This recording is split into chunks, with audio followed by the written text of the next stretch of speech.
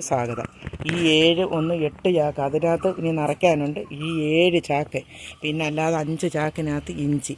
ഞാൻ ഇഞ്ചി പട്ട് കിടന്നത് അതിപ്പോൾ തന്നെ ചാണകപ്പൊടി, ചാരം, കോഴിത്തീട്ടം, മണ്ണും കൂടെ നിറച്ച് കരിയിലയും കൂടെ മാത്രമേ ഇത് ഒരു കൈ ഒരു ചെറിയ സോപ്പ് ബക്കറ്റിനകത്ത് മാത്രമേ ഞാൻ ആ വളമിട്ടിട്ടുള്ളൂ.